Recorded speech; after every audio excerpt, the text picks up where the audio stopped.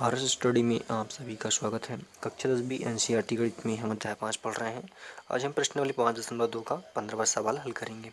ठीक है, सवाल बहुत सिंपल है, ध्यान से समझिएगा।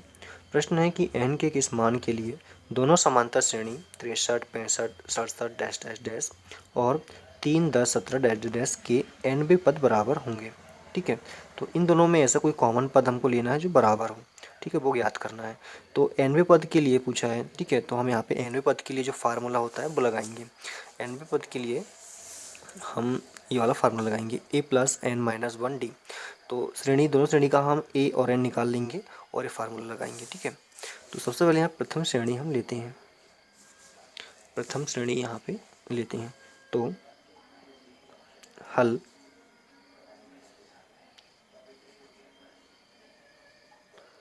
प्रथम श्रेणी में, ठीक है, प्रथम श्रेणी में पहला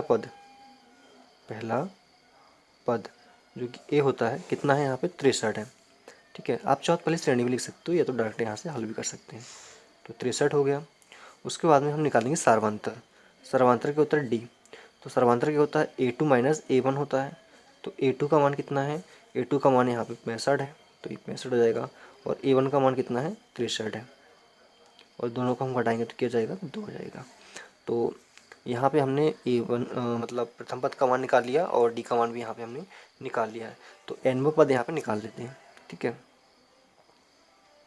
nवां पद मतलब an। ठीक है, nवां पद मतलब an। तो an का फार्मूला यहाँ पे लगाएंगे हम। an बराबर, या यहाँ पे इसको ना लिखें हम, तो nवां पद यहाँ पे मतलब an बराबर a plus n minus 1d।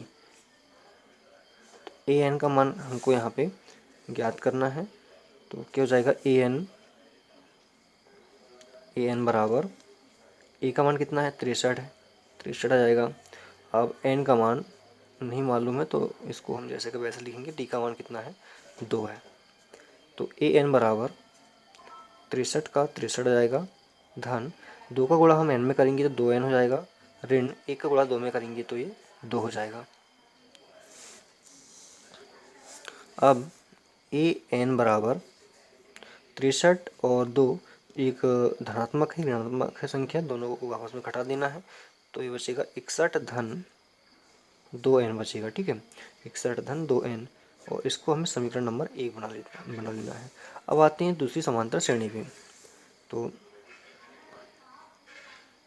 दूसरी एपी, ठीक है, दूसरी एपी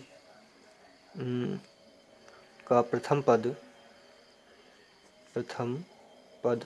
क्या है यहाँ पे 3 है। ठीक है, तो यहाँ पे हम 3 लिखेंगे। प्रथम पद मतलब a बराबर कितना है 3 है। अब इसका भी सर्वांतर निकालना है d क्या होता है a2 माइनस a1 होता है। a2 का मान कितना है 10। ठीक है, और a1 का मान कितना है हमारे पास में 3 है। दोनों को घटाएंगे तो कितना बचेगा 7 बचेगा। ठीक है, तो यहाँ पे हम निकाल लिया है। तो यहाँ पे भी हमें nवां पद का मान निकालना है। तो nवां पद का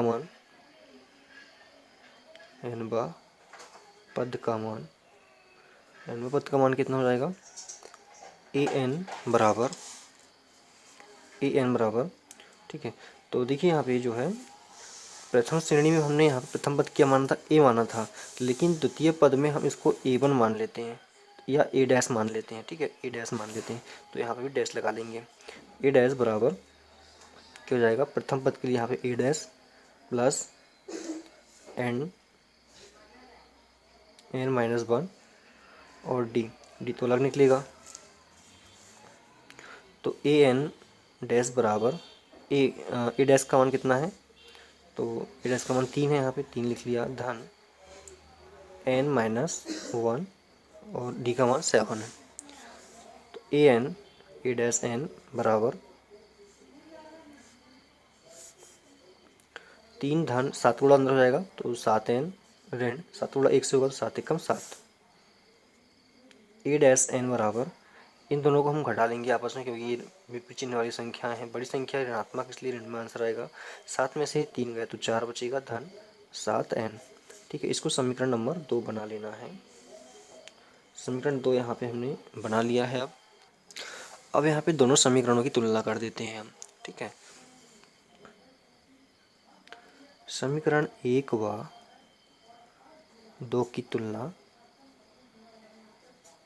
करने पर, तो समीकरण 1 में क्या है हमारे पास में 61 धन 2 है, 2n है, तो ये जाएगा 61 धन 2n बराबर, द्वितीय समीकरण में यहाँ पे क्या है हमारे पास में 4 ऋण 4 धन 7n है।